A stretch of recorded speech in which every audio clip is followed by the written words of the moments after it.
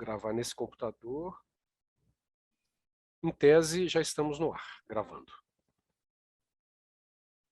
Bom, boa noite a todos vocês. Gostaria de agradecer ao professor André por estar conosco aqui hoje, né, na disciplina, na aula, né? O professor André é vinculado ao Departamento de Psicologia da Fafiche, pesquisador, extensionista e coordenador do programa Polos de Cidadania. É membro do corpo permanente de doutorado e mestrado em Direito da UFMG.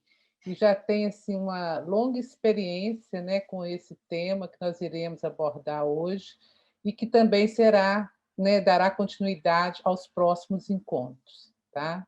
Então, eu passo a palavra à professora Cris, se quiser também falar algo, e depois o professor André. Mais uma vez, muito obrigada, André. É com muito carinho que a gente te recebe aqui hoje na disciplina. Muito obrigada.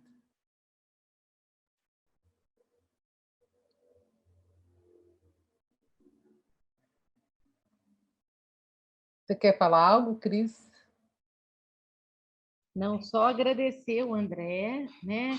Meu colega agora também, lá do Programa de Pós-Graduação de Promoção da Saúde e Prevenção da Violência, parceiros aí, constituímos nessa pandemia a rede transdisciplinar, né, de pesquisa social aplicada à infância e adolescência. Então, o André está super dentro aqui nesse nosso escopo do Instituto de Estudos Avançados e Transdisciplinares. E é uma pessoa que essa marca da generosidade, do afeto, então não me surpreendeu ele logo ter aceito o convite, e quando eu entrei 6:55, o André já estava aqui antes da gente, né, Luiz? Então, essa marca do André, essa generosidade, e já parabenizar, acompanhei durante toda a pandemia o trabalho incrível que o Polos da Cidadania fez aí nesse cenário da população em trajetória de vida nas ruas. Então, muito obrigada, né, Heloísa, que teve essa ideia de te convidar, e a você, André, que aceitou. E obrigada a cada um que está aqui hoje. Boa noite, boa aula para a gente. Então, André, a palavra com você agora. Obrigado, gente. Boa noite a todas, todos, todes. É um carinho, assim, para mim é uma satisfação estar aqui.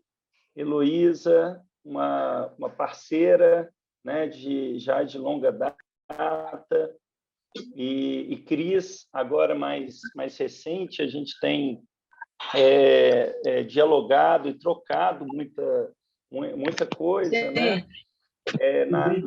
Na rede que ela muito bem disse, né, que a gente acabou constituindo na UFMG, com outros grupos também, né? Então, tem ali a Faculdade de Direito envolvida, tem a Faculdade de Medicina, tem a Fafiche, né? Tem o NEPEI, da Faculdade de Educação também envolvido, com o professor Levindo.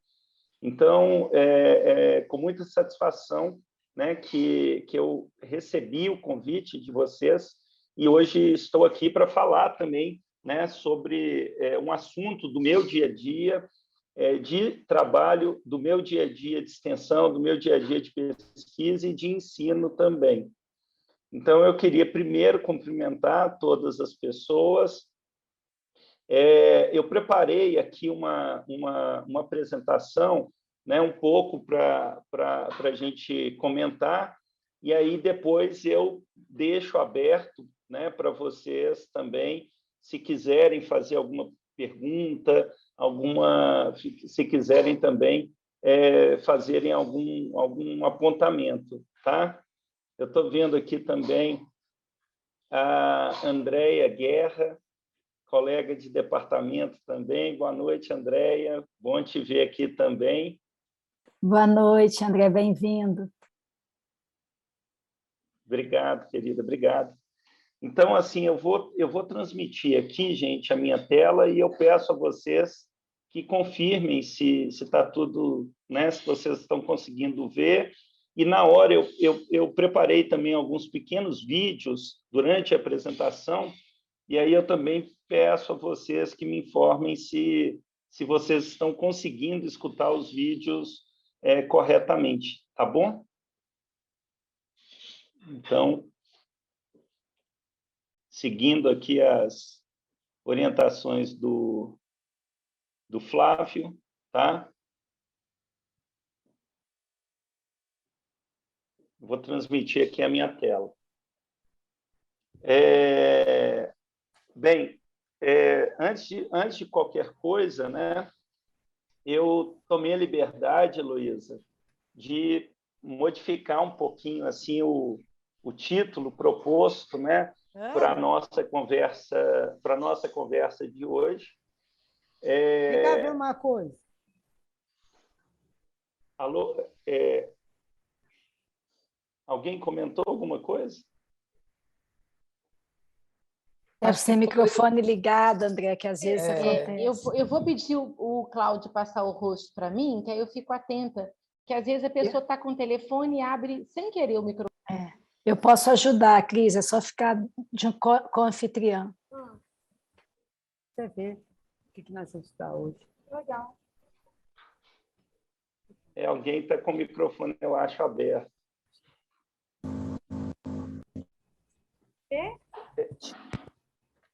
Mas, dando continuidade aqui, gente, eu tomei a liberdade de fazer uma pequena alteração, né, no título proposto, que a princípio eram os impasses, né, do trabalho com as pessoas em trajetória de vida nas ruas, e aí eu acho que tem mais, né, a ver com o trabalho, né, que a gente realiza no Polos, falarmos, né, dos impasses, mas também falarmos das possibilidades de trabalho com as pessoas em trajetória de vida nas ruas, né?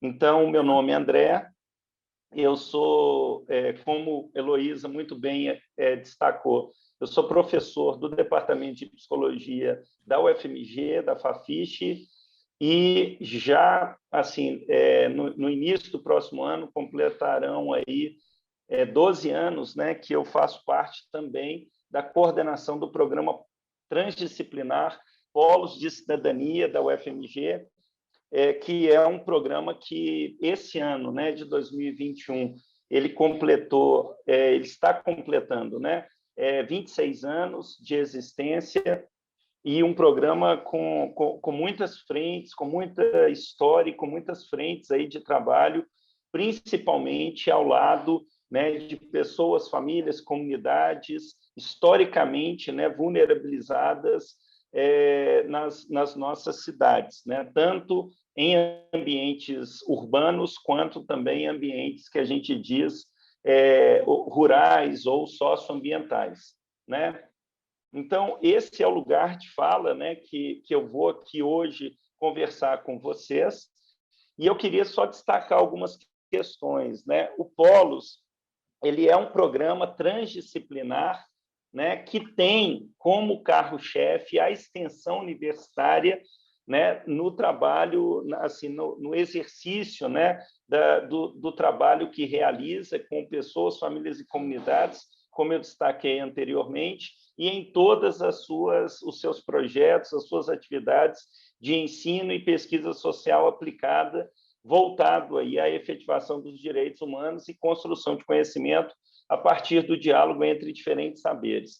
Eu destaquei, gente, logo de início, grifei aí, né, o transdisciplinar, porque no Polos, o Polos ele é interessante, ele nasce a partir já de cara, né, há 26 anos atrás.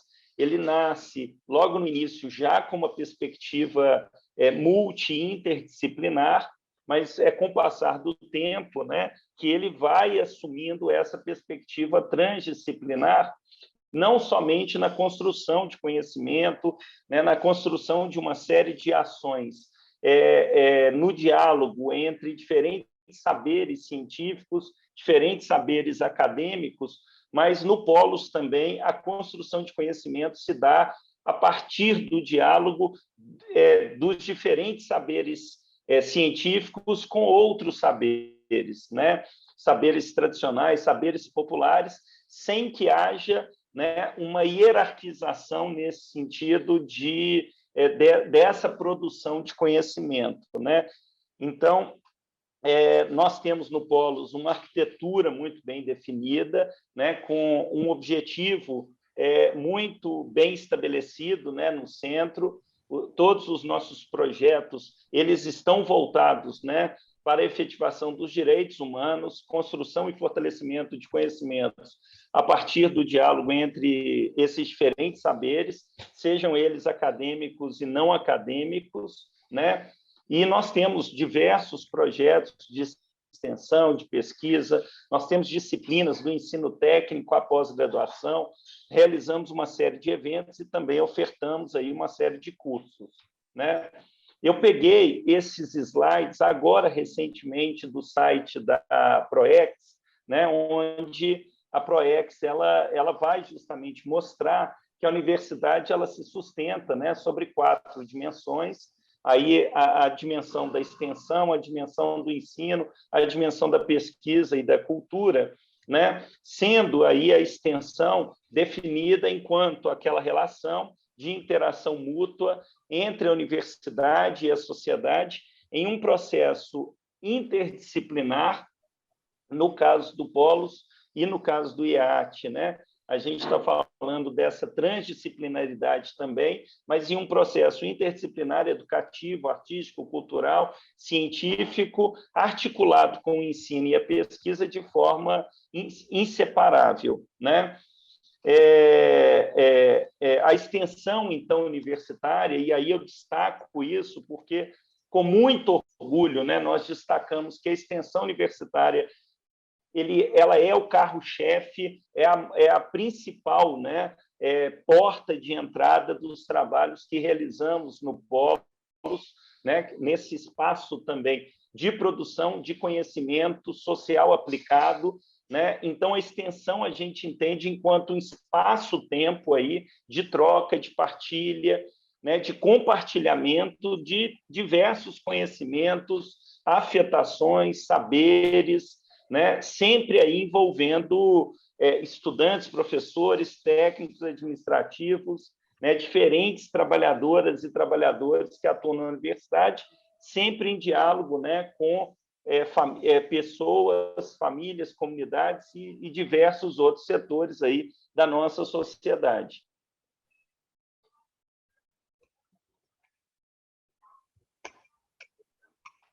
Bem, o Polos ele tem organizado os seus projetos de extensão, ensino e pesquisa social aplicada de acordo com a arquitetura do programa, né? A partir de multiplataformas de conhecimento e comunicação em direitos humanos, como concebemos, né? Envolvendo aí pesquisadores extensionistas, como chamamos no Polos, vinculados ao ensino técnico, graduações, pós-graduações de diversas áreas de conhecimento, né? Tais como direito, a psicologia, o teatro, o design, ciência da computação, ciências sociais, ciências do Estado, arquitetura, urbanismo, gestão pública, enfermagem, geografia, geologia, música, comunicação social, sempre em diálogo com pessoas, famílias e comunidades vulnerabilizadas por governos e empresas em diversos cenários de conflitos urbanos e socioambientais.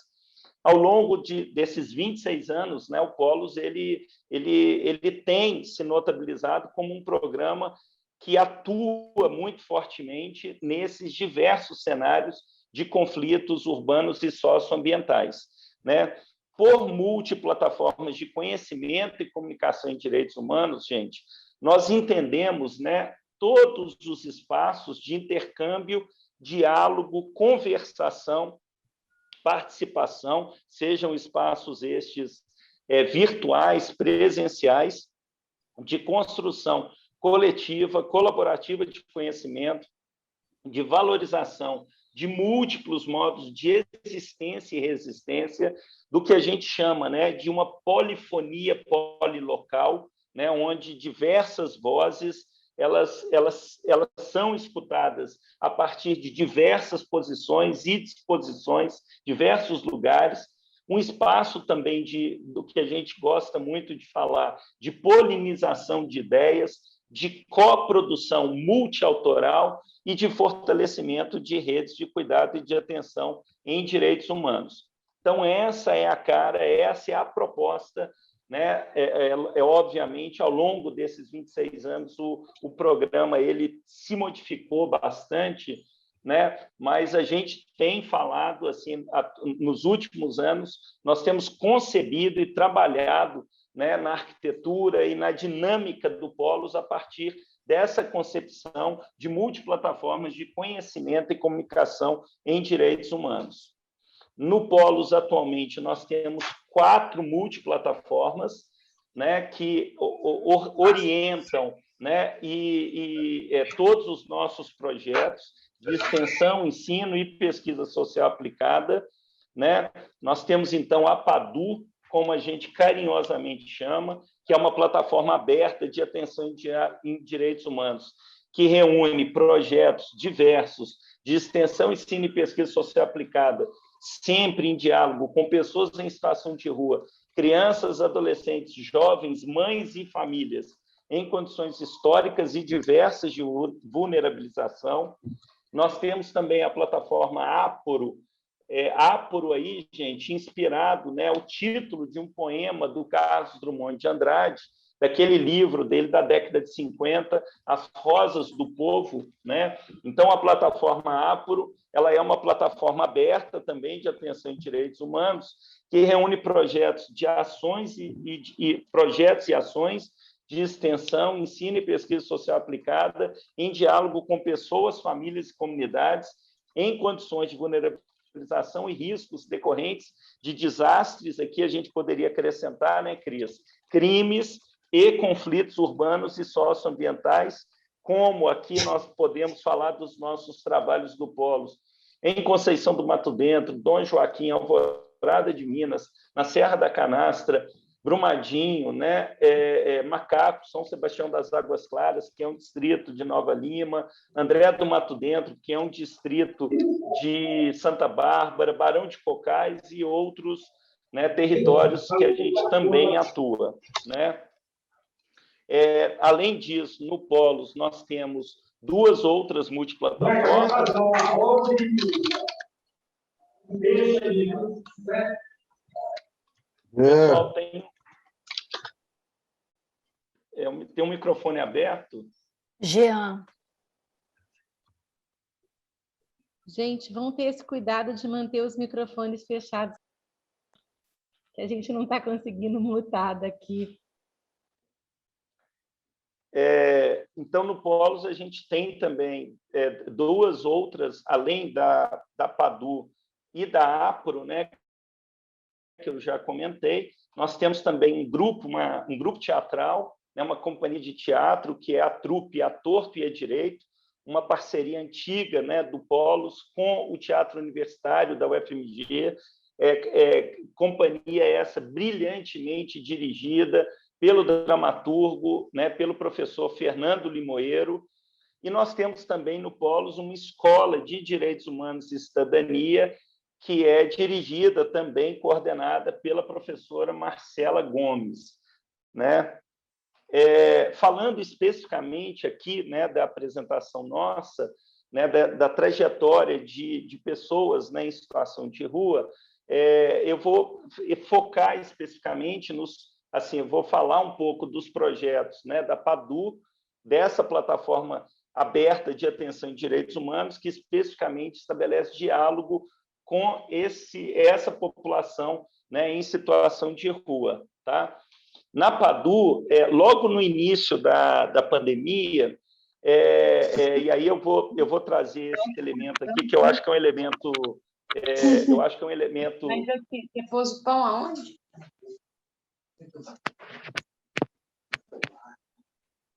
Gente, Alice, fechar o microfone. Gente, desculpa, eu estou tentando mutar os microfones, mas com a tela compartilhada em apresentação, eu não consigo clicar para poder fazer isso. Em participante só aparece a opção invite. Perdão. Tá? Eu mandei no Zap, como é que você passa para mim ou para a Cris? Pois é, André, é o que eu estou dizendo, eu não consigo, clicando em participantes com a apresentação exibida, eu clico e só aparece a opção invite, que é para convidar alguém para participar. eu não estou conseguindo acesso, eu estou aqui tentando, eu não consigo acesso à tela, entende? Eu não domino o suficiente para descobrir o caminho com a apresentação. Então eu não poderia ir com Perdão. ele. E aí Eu estou tentando, eu estou me esforçando aqui. para ele levar ele no dia 3, na sexta-feira da semana que vem. Será que essa Agora eu consigo. Obrigado, André. Que vem, você acha que é possível? Participantes. Porque, assim, eu até encaminhei. O nome da moça é... Eu tinha atendido um caso que eu achava que era interessante. Agora você clicou, mutou o seu... Você quer passar o anfitrião, né? Na realidade, eu queria Desculpa, mutar a menina André. que estava falando. Perdão, André. Se você quiser passar o anfitrião, clica no meu nome, no da Cris. Pois à direita, passa o mouse, vai aparecer mais. Clica no mais e aí você escolhe passar anfitrião. Deixa eu ver aqui. Que aí eu cuido do fone aqui rapidinho e passo a Cris. Põe várias host, pessoas. deve ser isso, né? Transforma você aí como host. Obrigada. Desculpa, André. Eu vou... Não, obrigada por... Eu coloquei você como co-host, vou botar a Cris e vou botar você agora. Perfeito. Hoje está particularmente confuso aqui os microfones. É isso que a Maria Fernanda falou, que a pessoa entra e ele está ligado. Então, vão ter o cuidado, gente, de chegar e desligar, por favor. Deixa eu só procurar a Andréia aqui. Perdão, gente. Desculpa, porque eu não estou achando... achando... Não, só retornar para o André. Obrigada, Cláudia. Eu não estou achando a Andréia aqui. Não, com a Cris já fica bom. Cris ajuda. Tá, ok. Obrigada.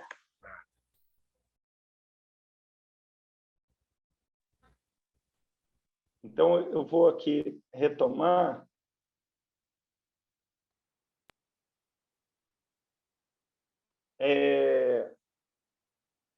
Então, no início da pandemia, sabe, a gente... nós tivemos uma preocupação antiga, e aqui eu só queria destacar com vocês que o trabalho, assim, o Polos tem, como vocês viram, o Polos tem trabalhos diversos, né, com públicos diversos, com populações diversas, mas o nosso trabalho com a população em situação de rua é um dos trabalhos mais antigos do Polos, né? Há 25 anos, aproximadamente, o Polos desenvolve trabalhos com a população em situação de rua, assim como também, há 25 anos, nós temos essa parceria com o Teatro Universitário da UFMG, sabe? E é muito interessante, assim, eu estou destacando isso, porque assim, há 25 anos, né, que nós acompanhamos a luta da população em situação de rua para serem, assim, para ser, né, entre aspas, contabilizada, né, pelos governos, governo federal, governos estaduais, governos municipais, né? Há uma luta antiga da população em situação de rua, por exemplo, para sua inserção, né, no censo do IBGE. Havia uma sinalização para que isso ocorresse no ano de 2020. O censo do IBGE acabou não ocorrendo em 2020, né? Nós temos conversado bastante com o IBGE para ver uma possibilidade de inserção, de inclusão da população em situação de rua no censo, que será realizado ano que vem, 2022. Agora, recentemente, o Polos ele está estabelecendo, né? Vai estabelecer, a gente está em trâmite, né? Do estabelecimento de uma parceria, de uma cooperação técnica com o IBGE também, para a realização de outros trabalhos, realização de outras pesquisas, trocas também de metodologias diversas. Mas, no início do nosso trabalho, eu fiz questão de trazer esse primeiro projeto aqui para destacar isso, né? É a população em situação de rua é uma população historicamente muito vulnerabilizada, além de silenciada, além de invisibilizada, né? Ela não é uma população contabilizada, né, corretamente, contabilizada pelos governos, pelas políticas públicas, de uma maneira geral. E, quando iniciou essa pandemia, nós, né, em reunião com o Movimento Nacional da População em Situação de Rua, com a Pastoral Nacional do Povo da Rua e diversas outras atrizes e atores, né, que trabalham com a população em situação de rua, nós entendemos que seria importantíssimo, né, o desenvolvimento de um projeto para análise e divulgação sistemática de dados científicos sobre o fenômeno da população em situação de rua em todo o Brasil, considerando todas as regiões do país, seus estados e municípios, né? E a gente escolheu propositalmente fazer esse trabalho, sabe, a partir de bases de dados oficiais, bases de dados públicas oficiais, algumas, né? E também utilizando o nosso Instagram do Polos, sabe? Então, se vocês entrarem, né, no Instagram do Polos, vocês podem ver que, sistematicamente, a gente procurou analisar e divulgar esses dados, né, da população em situação de rua. Aqui é interessante, né? Nesse slide, vocês veem que, no início da pandemia, havia, na base de dados do Cadastro Único para Programas Sociais do Governo Federal, o CadÚnico, aproximadamente 152 mil pessoas em situação de rua contabilizadas, né, nessa que é talvez a mais importante base de dados com a população em situação de rua no nosso país.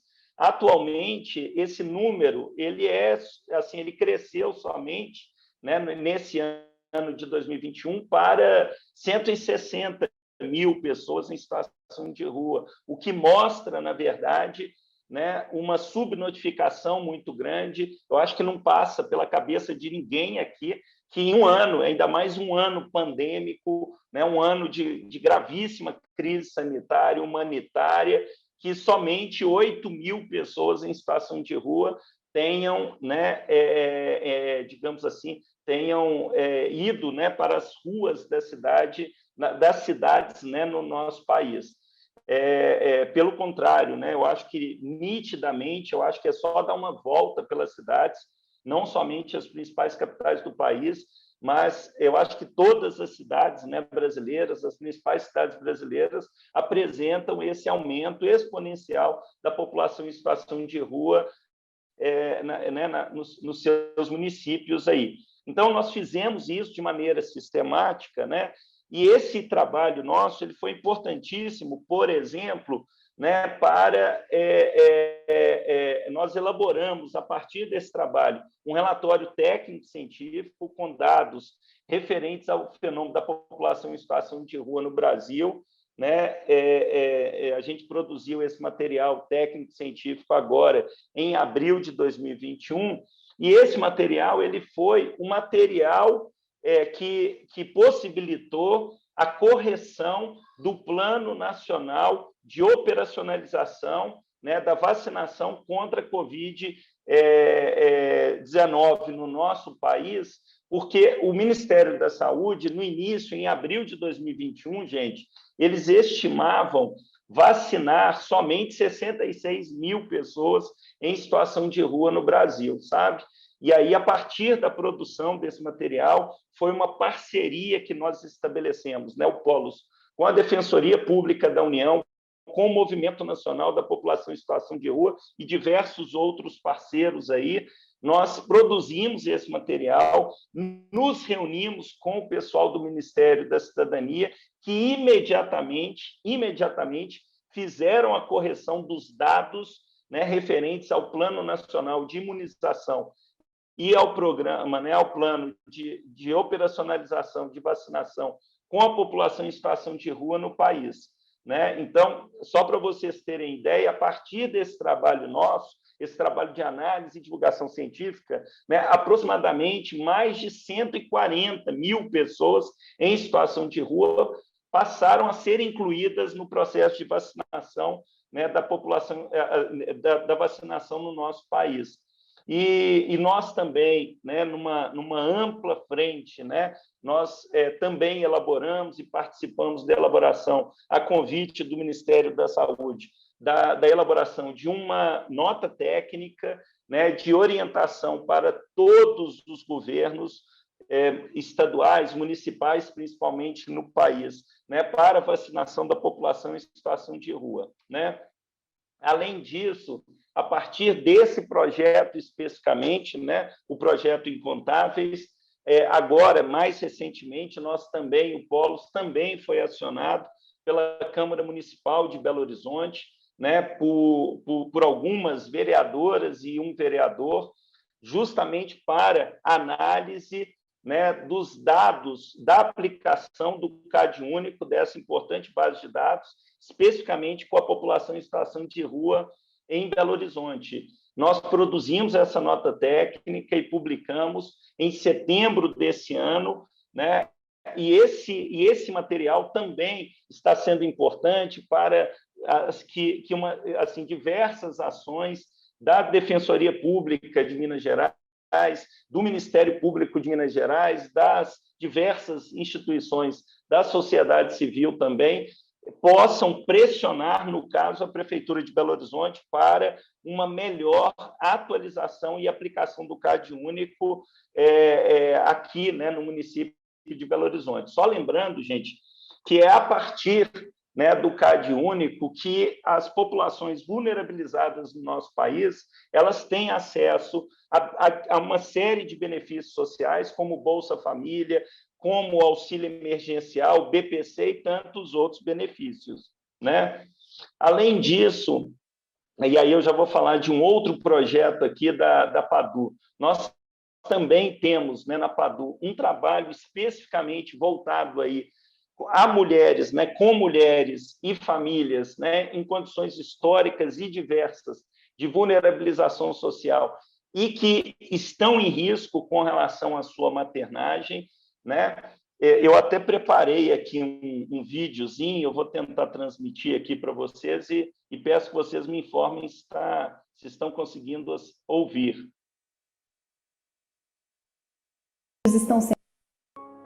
Em Belo Horizonte, filhos estão sendo separados de suas mães, a maioria ainda recém-nascidos, na maternidade, onde essas mulheres foram em busca de assistência segura para parir.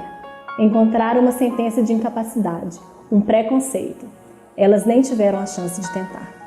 Muitas vezes, mesmo com o envolvimento de familiares, os bebês são encaminhados a abrigos e muitos são disponibilizados para adoção. Imagina minha filha precisar passar por isso e não me deixarem cuidar do meu neto.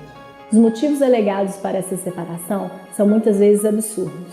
Muitas mulheres realmente não têm condições de cuidar de seus filhos, mas essa decisão só pode ser tomada depois de esgotadas todas as possibilidades de apoio.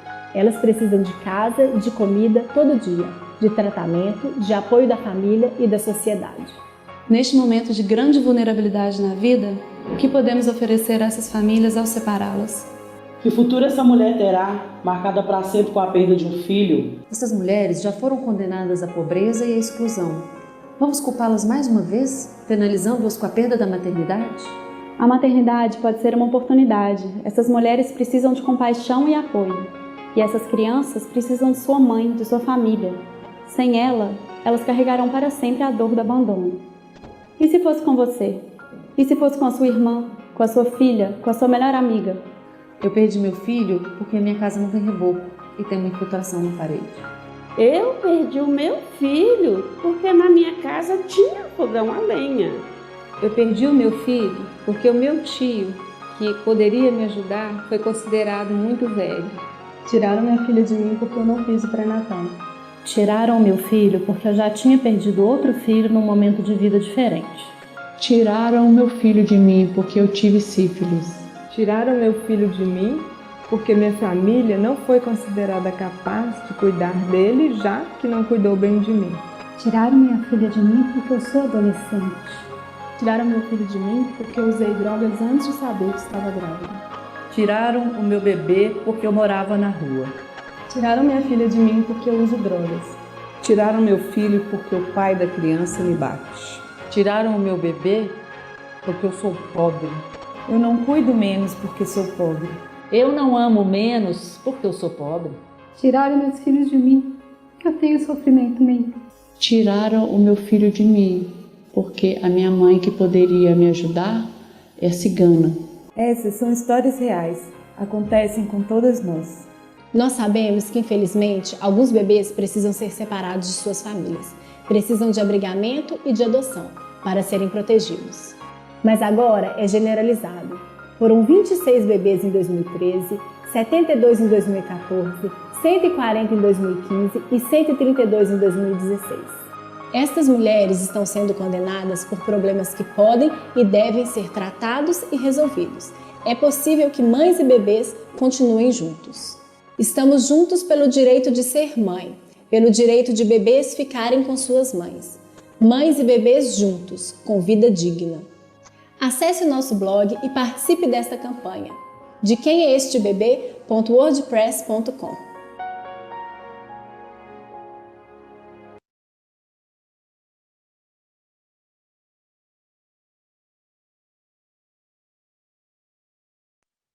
André, que vídeo maravilhoso!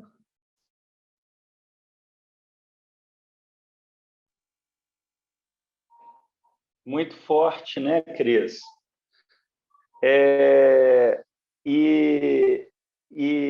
Assim, esse caso especificamente, gente, das mulheres, né, que têm os seus filhos retirados, afastados compulsoriamente, né, das suas vidas, né, nós acabamos em eu acho que em 2016, 2017, nós acabamos criando também um projeto, que é o projeto Tessitura, né? E o Tessitura, nesse caso especificamente, ele escreve com C mesmo, porque tem o Tessitura com 2 S's e o Tessitura com C. Nesse caso especificamente, a gente criou esse projeto Tessitura justamente para valorizar as narrativas, lugares de falas, né, dessas mulheres, a sua maioria mulheres negras, né, e famílias que a gente viu que são completamente invisibilizadas, completamente silenciadas, completamente apagadas, completamente patologizadas, criminalizadas, né, nos processos judiciais de uma maneira geral. E a gente também, nesse projeto Tessitura, a gente tem também um interesse, né, um compromisso no fortalecimento de 4 redes, né, de cuidado e de atenção voltadas a elas, né? A rede de saúde, a rede de assistência social, do sistema de justiça. Nós temos um convênio, uma parceria, né, com a Defensoria Pública e também no fortalecimento de redes, né, que a gente fala de convivência familiar e comunitária. Esse projeto é um projeto que foi muito atingido pela pandemia, mas agora, no próximo ano, a gente está retomando com ele com força total, né? Além disso, durante assim, todos esses anos, né, o Polos também ele tem um projeto que chama Circuitos Comunicativos, que é coordenado, né, por uma pesquisadora nossa, a Egídia Aieshi, e esse projeto ele é um projeto que tem por objetivo o fortalecimento de espaços de formação e informação, especificamente de questões aí de temas afetos, né, à plataforma da PADU, né? Então, eu citei aí algumas, né, das mesas, algumas das atividades que a gente participou e participa o tempo todo. Aqui é interessante, gente, porque diferente da Escola de Direitos Humanos e Cidadania que nós temos, não é de interesse do projeto Circuitos Comunicativos ser ou se tornar, digamos assim, uma escola, entendeu? Não é esse o interesse. O interesse nosso é de fortalecimento e ampliação de espaços de diálogo e de formação. Então, esses espaços, por exemplo, né, eles podem ser promovidos, como nesse caso aqui, vocês podem ver, né, que foi promovido pelo Centro Estadual de Defesa da população, dos direitos da população em situação de rua e catadores de materiais recicláveis, entendeu? Então, assim, não precisa ser necessariamente uma iniciativa da PADU, né, para que a gente, digamos, apoie, para que a gente participe dessas iniciativas. Além disso, também na pandemia da Covid-19, né, agora, durante a pandemia da Covid-19, em uma parceria inédita aí com a Rede Minas, nós estamos, na verdade, promovendo uma campanha, que é a campanha que chama Vida nas Ruas, que tem por objetivo justamente sensibilizar a população para diversos temas afetos aí à população em situação de rua, temas de pesquisa, de extensão, de ensino, né? Temas assim que a gente diz que estão nas ruas, e toda essa campanha ela foi montada com a população em situação de rua, né? Mais uma vez naquele processo de construção compartilhada, coautoral, né? Eu aqui estou com alguns desses vídeos, sabe, gente? Eu não vou... São 7 vídeos que a gente produziu, eles são inseridos na programação diária da Rede Minas. Além disso, nós também levamos esses vídeos e assim, fazemos a ampla divulgação desse material, que foi produzido com a população em situação de rua e também, Cris, com fotógrafos aqui de Belo Horizonte, que cederam as suas fotos e quiseram participar desse projeto maravilhoso no formato de uma campanha. Eu vou aqui escolher um só, gente. É um vídeo muito curtinho, só para vocês verem do que a gente está falando, tá?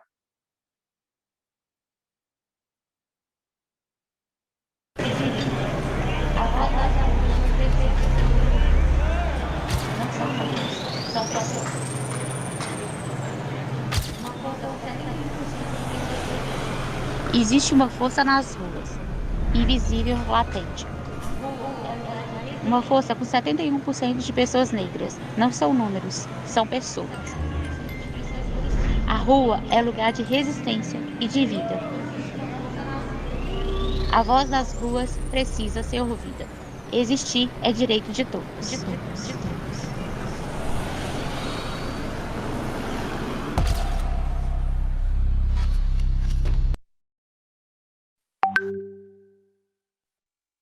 Pois é, esses vídeos, gente, eles são exibidos sempre durante a programação da Rede Minas, e a gente tem também levado esses vídeos para diversos outros espaços. Eles também estão disponíveis no nosso Instagram do Polos, estão disponíveis também no YouTube, né, da Rede Minas, e sintam-se à vontade também para divulgarem esse material. São vídeos curtinhos, de 40 segundos e tal, justamente para, assim, são vídeos onde a gente fala do direito à existência, o direito ao sonho, né, o direito à alimentação digna, o direito à água, o direito à saúde, o direito a não ter o seu corpo violentado. Então, assim, são vídeos que foram construídos com a população em situação de rua, justamente para tratar de temas assim, que são temas tão difíceis, né, com a população em situação de rua. Além desses projetos também, a Trupe, a Torto e a Direito, em uma parceria com a plataforma PADU, ela tem realizado, assim, tem produzido diversos esquetes teatrais, né? Esse daqui é um esquete que foi produzido antes da pandemia, é um musical, na verdade, uma opereta de rua, né? que é O Amor Tá na Rua, que foi já apresentado, foi todo montado também com a população em situação de rua, e agora, no momento da pandemia, a Trupe, gente, tem montado radionovelas, sabe? A partir também do diálogo com a população em situação de rua. Uma radionovela que está, vocês podem acompanhar, nós temos o nosso podcast, né? O Polos, né? O podcast do Polos, no Spotify, na plataforma do Spotify, e existe lá uma radionovela que chama Histórias que a Rua Conta, né? que é uma radionovela que foi produzida com a população em situação de rua a partir de relatos que a população em situação de rua trocou conosco ao longo dessa pandemia. Nesse episódio aqui, o episódio 1 é o mistério da moça da calça comprida. Então, assim, são vários episódios, vocês também podem acompanhar no nosso podcast aí, né? O Polos Podcast, o podcast que a gente fala da cidadania, né? Além disso, e aí sempre dentro dessa perspectiva, né, da extensão, da cultura, do ensino e da pesquisa sempre entrelaçado, né, nós também estamos com um projeto de pesquisa com vários grupos, né, da universidade. Esse é uma rede também, Cris, que a gente constituiu, que chama Cartografia do Nascimento. Essa rede tem por objetivo analisar as trajetórias de cuidados e violações de direitos envolvendo crianças, mulheres e famílias, né, em condições históricas e diversas de vulnerabilização social e risco, quanto às suas maternagens. A ideia é que essa rede ela também possa, digamos assim, hospedar, né, diversos projetos de pesquisa, pós-graduação, graduação, outros projetos, né, e ela fazem parte dessa rede lá pela Faculdade de Direito Polos e a Clínica de Direitos Humanos da UFMG, na Faculdade de Medicina, o Observatório de Políticas Públicas em Saúde, né, e a Liga Acadêmica de Saúde Coletiva, e na Fafiche o programa, né, Conexões de Saberes aí também. Né? Agora, provavelmente, no início de dezembro desse ano, nós estaremos publicando o nosso primeiro relatório com uma série de análises, né, dessas violências, né, cometidas contra essas mulheres que têm os seus filhos tão perversamente retirados aí, da sua convivência. Né? Além disso, e aqui para finalizar, o Polos também nós participamos ativamente da elaboração e da concepção, né, do Canto da Rua Emergencial, que funcionou por um bom tempo, né, na Serraria Souza Pinto, e que foi responsável de um centro de referência para o acolhimento da população em situação de rua, e que chegou assim, ele funcionava de segunda a segunda, né, e que recebia diariamente aí aproximadamente 800 pessoas em situação de rua, né, mas que chegou em alguns momentos a receber um número ainda maior do que esse. Esse foi um projeto coordenado pelo Movimento Nacional da População em Situação de Rua, pela Pastoral Nacional do Povo da Rua, e que a gente participou e tem participado ainda tão ativamente. O Canto da Rua Emergencial Serraria Souza Pinto ele acabou, mas um outro projeto, também Canto da Rua, está sendo já gestado, né, e que deve ter início aí no início do próximo ano de 2022. Além disso, nós temos uma parceria com o Centro Estadual de Defesa dos Direitos Humanos da População em Situação de Rua e Catadores de Materiais Recicláveis, né, aqui do Estado de Minas Gerais, e ajudamos na análise de uma série de dados, né, uma série na produção, né, de vários conhecimentos aí, né, com a população em situação de rua, e temos participado de diversos eventos, né? Esse daí foi um evento que nos orgulhou muito ter participado desde o início, desde a concepção, né? Que foi um evento que ocorreu do dia 23 de julho ao dia 19 de agosto, né? E que foi a primeira jornada nacional Direitos da Rua, né? No qual aí, né, nós realizamos uma série de atividades, mesas redondas. Foi um movimento muito, muito bonito também, sabe? De âmbito nacional. E, mais recentemente, o Polos ele foi convidado a participar da elaboração e também, né, das discussões acerca da implantação de uma política nacional judicial de atenção às pessoas em situação de rua no Brasil, a partir de uma resolução que foi publicada no dia 8 de outubro desse ano, né? Eu participei muito ativamente das oficinas, né, de debate para a implantação dessa política nacional, né, que vai atingir o judiciário em todo o Brasil, né? Aqui são algumas fotos, aproximadamente 15 dias atrás, eu estive em Brasília, né, participando lá no Conselho Nacional de Justiça, de uma série de atividades, né, voltadas aí à implantação dessa política nacional. Né, aqui são algumas fotos, os grupos de trabalho que foram, então, montados justamente para a elaboração desse trabalho. Aqui houve um webinário, né, para divulgação do nosso trabalho, o que aconteceu. E é isso, gente. Eu deixo aqui, mais uma vez, os nossos endereços, né, do Instagram, do Facebook, Cris, Heloísa, Andréia. Eu ainda deixo o Facebook, apesar de já ter sido avisado, sabe, por pesquisadoras e pesquisadores extensionistas do Polos, que o Facebook morreu, né? Que ninguém assim usa mais o Facebook e tal, mas eu, Maria Fernanda, outros coordenadores do Polos ainda, né? Usamos o Facebook, e nós também temos o nosso site, né, do Polos e tal, que é tão utilizado principalmente com os nossos parceiros institucionais aí. Mas é isso, gente.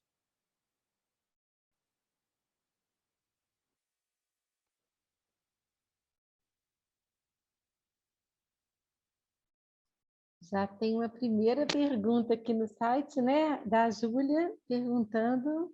Júlia, você quer fazer pergunta de viva voz? Pode ser. Boa noite, gente. André, muito encantada, fui sua aluna no início da graduação, bom reencontrá-lo. Queria saber das portas de entrada assim, do Polos. Eu vi que tem várias conexões, né, assim, parcerias, mas como que faz, assim, né? Se tem uma porta aberta no sentido, né? Enfim, sem ser pela via dos institucionais.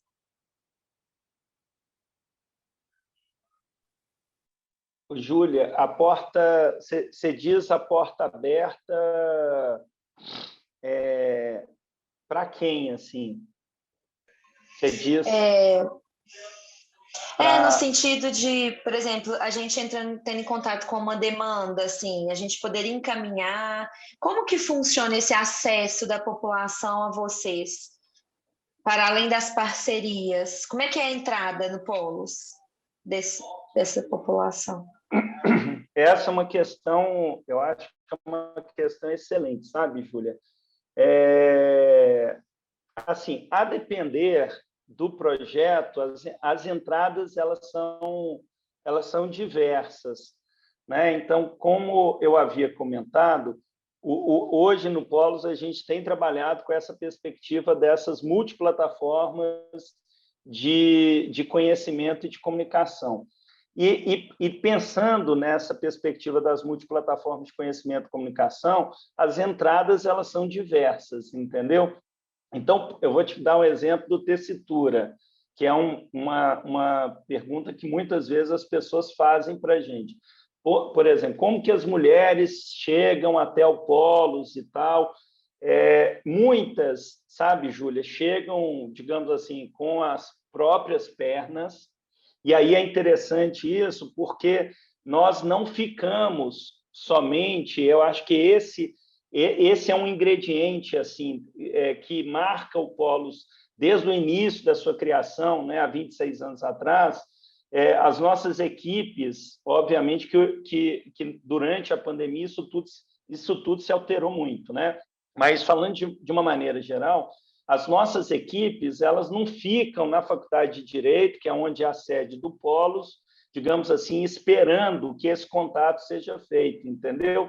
Então, nós temos digamos assim, nós vivemos, eu posso dizer, de uma maneira muito ativa as ruas da cidade, entendeu? Então, por exemplo, eu estou aqui lembrando de um caso que chegou até o Polos em uma roda de conversa que nós participamos, não foi uma roda de conversa promovida pelo Polos, mas uma roda de conversa que nós participamos embaixo do viaduto Santa Teresa, entendeu? E aí, nessa roda de conversa, uma mulher em situação de rua, que já teve uma trajetória de rua, sabe, ela chegou com uma outra companheira, uma outra amiga, e falou, olha, esse daqui é aquele programa, aquele projeto e tal, que eu tinha me referido a você, eu tinha comentado com você, entendeu? Então, ali mesmo, nesse caso, Júlia, ali mesmo nós já fazemos o acolhimento, entendeu? Nesse momento, essa já é para a gente a porta de entrada, entendeu? A gente não pode esperar, e no Polos a gente nunca faz isso assim, olha aqui, deixa aqui, eu vou te passar o meu telefone, né, ou o nosso telefone, nos procura lá na Faculdade de Direito da UFMG e tal, porque nós sabemos que assim, a distância é muito grande e as pessoas elas são afetadas e elas querem ser ouvidas imediatamente, né? Então, nesse caso especificamente, esse é um exemplo que eu te dou. Nós já tivemos exemplos também, olha só, de um momento onde a trupe ela estava se apresentando em uma praça da cidade, entendeu? Sabe? E aí, naquele momento, nós recebemos uma demanda. E aí, imediatamente, a equipe se organiza para ouvir, para escutar, entendeu? E acolher essa demanda. E aí, obviamente, que depois, né, a gente faz uma série de outras escutas, mas sempre indo ao encontro da pessoa, né? Nós sabemos o quão também a universidade ela pode acolher as pessoas, mas nós não temos dúvida que a universidade também é um espaço de muito poder e, por vezes, um espaço também de muitas violências e violações de direitos, assim como diversas outras instituições, né?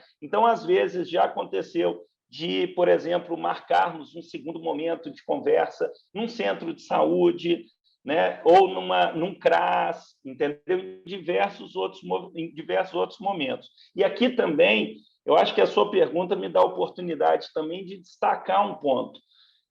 No Polos, nós temos um compromisso enorme, Júlia, enorme, com o fortalecimento das políticas públicas, enorme.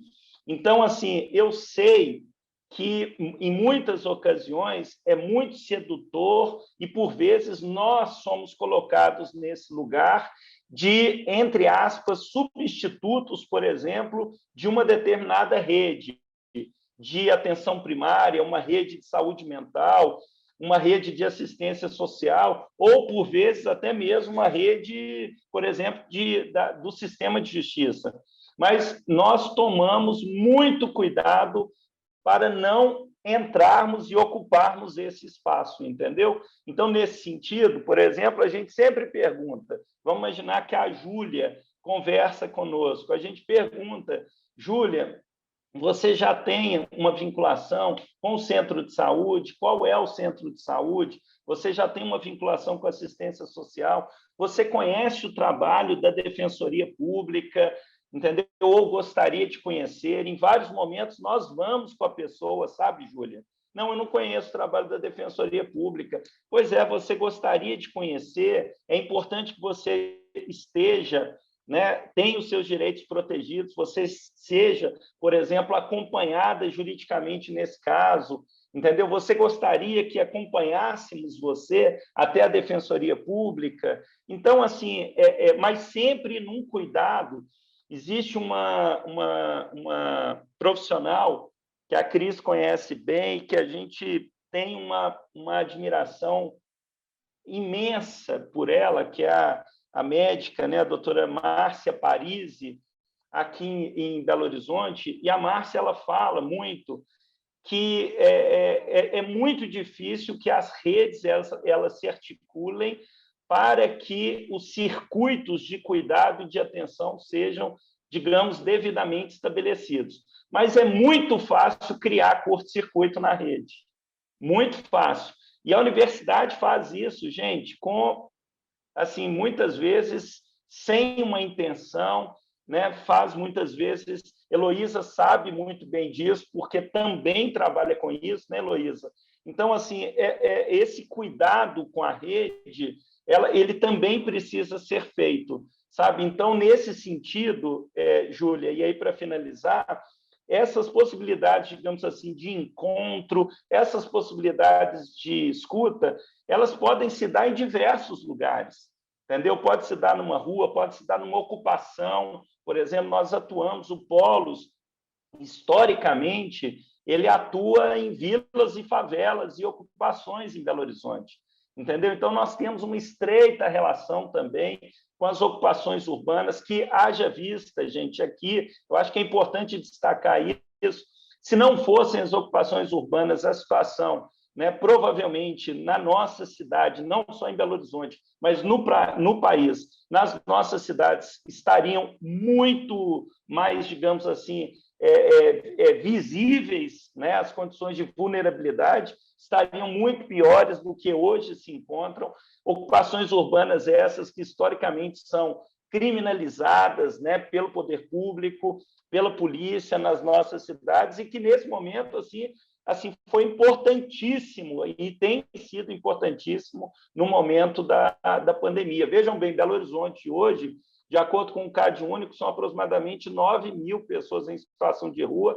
Dados do Canto da Rua Emergencial apontam para aproximadamente 10.500 pessoas em situação de rua, e o Movimento Nacional da População em Situação de Rua estima mais ou menos 13.000 pessoas em situação de rua em Belo Horizonte. Imagina se não fossem as ocupações urbanas, gente. Entendeu? Quantas mais pessoas estariam nas ruas da cidade? Vocês imaginam São Paulo? São Paulo hoje, estima-se que São Paulo hoje tenha aproximadamente 50.000 pessoas em situação de rua. Vocês imaginam se não fossem essas ocupações? Então, esse diálogo, ele é muito importante. Nós vamos ao encontro, né, e construímos e dialogamos com as pessoas aonde elas melhor se sentirem, entendeu? Onde elas melhor ali estiverem. André, tem uma pergunta no chat. Ô, Júlia, eu não sei se respondi. Respondeu. Talvez seja uma das portas, né? Então, Polo, de acesso à cidadania e aos direitos. Mas não pode ser a porta. E essa é uma questão. Nós não somos... Não, Polos, a porta de entrada. Não, nós não somos. Sim, sim. Ótimo. André, antes de ler aqui uma próxima pergunta que é para ser lida no chat mesmo, só falar uma coisa que tem a ver com a sua resposta à pergunta da Júlia, que é isso que se apresentou do movimento das mães órfãs, que eu acho que o Polos exerceu um papel de articulação de políticas públicas do sistema de justiça, e a universidade, que eu concordo com tudo que o André falou, é um lugar muitas vezes de poder, de violência, mas também, como que eu posso falar assim, é um lugar que tem uma certa proteção em termos assim da estabilidade dos nossos cargos, porque muitos colegas nossos das políticas públicas perderam seus cargos, foram exonerados por defender essas mães órfãs. Então, foi uma situação muito dramática para todos nós, né? Eu lembro a primeira vez que eu ouvi esse termo com a querida e saudosa Rose, ela fazendo, num seminário do Ateliê Intervalo, uma linha temporal, como que foi essa questão da hanseníase, da loucura e agora do crack, né? E a Rose ficava furiosíssima quando alguém falava filhos do crack. Ela, crack é uma substância, crack não tem filhos, né? É isso da segregação da violência que se repete ao longo do tempo com esses nomes diversos, né? É a lepra, é a loucura e o crack como isso que condensa. E aí tem uma pergunta aqui... Ô, Cris, e lembrando também, tem uma pesquisadora extensionista com a qual nós dialogamos muito e temos muito orgulho de dialogar com ela, que é a Adriana Carajá, né, que foi orientanda, né, no mestrado que a gente participa, né, em promoção de saúde, prevenção da violência. A Adriana fez o mestrado com a Alzira, né, com a professora Alzira Jorge, atualmente, que é uma pesquisadora brilhante, atualmente diretora do Hospital Risoleta Neves, né, coordenadora do Observatório de Políticas Públicas em Saúde, né, da Faculdade de Medicina, e a Adriana fez um trabalho maravilhoso falando dessa história. E aqui, Cris, eu acho que é importante só que a gente não se esqueça também das mulheres indígenas, né, que ainda hoje também, e a gente está vivendo assim, né? Eu acho que, no final das contas, a CPI ali que foi realizada no Senado, a meu ver, de maneira equivocada, resolveu retirar, né, do seu relatório o genocídio, a acusação do genocídio indígena, porque assim, isso é o que as comunidades indígenas elas relatam diariamente, cotidianamente, né? E a Cris coloca muito bem, porque assim, mulheres, né, que tiveram diagnóstico de hanseníase assim, tiveram uma triste história, né, na retirada e no afastamento compulsório dos seus filhos. As mulheres também, né, com assim, a Daniela Arbex, né, e tantas outras pessoas também relatam esse também afastamento de pessoas, né, com algum assim que apresentam, né, algum diagnóstico relacionado aí à saúde mental. E também as populações indígenas, né, Cris? As mulheres indígenas tiveram isso assim somente nos últimos, digamos assim, 500 anos, né, mais de 500 anos, tiveram seus filhos retirados, mortos, né, eliminados, e ainda hoje vivem essa situação gravíssima, gravíssima, sabe? E a população, gente, que eu acho que é uma coisa importante de destacar, nós estamos falando, quando nós falamos da população em situação de rua, nós estamos falando de um fenômeno, né, onde o racismo estrutural ele é muito nitidamente marcado, entendeu? Na população, só para vocês terem ideia, e no vídeo que eu passei, né, a Jéssica, que foi a pessoa que fez a narração do vídeo, a Jéssica destaca, no Brasil, na média nacional, 71% da população em situação de rua no Brasil se declara negra. Em Minas Gerais, esse número aumenta, essa porcentagem vai a 80%. Em Belo Horizonte, é 84%. Mas nós temos, por exemplo, o estado da Bahia, onde 93% da população em situação de rua se declara negra.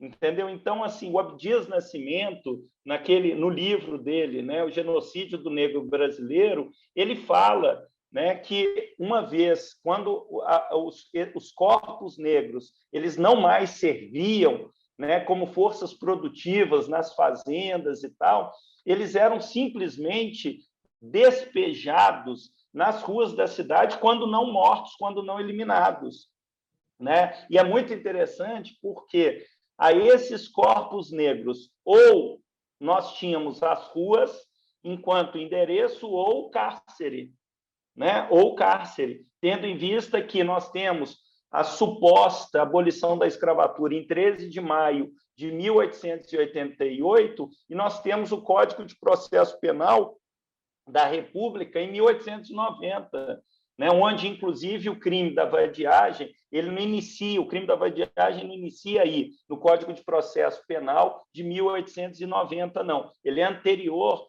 né, a isso. Mas nós temos, por exemplo, a tipologia do crime da vadiagem, né, no Código de Processo Penal, né, onde esses corpos, e havia um pavor com relação a isso, né, que esses corpos negros eles simplesmente ocupassem as cidades, né? Vocês imaginam o contingente de pessoas negras naquele momento no país. Hoje nós temos aproximadamente 56% da população no Brasil, né, se declarando negra. Eu imagino que essa porcentagem, esse número seja ainda maior, né? Uhum. Então, eu vou ler essa pergunta aqui, olha. Doutor André, qual a importância que as instituições envolvidas dão ao projeto?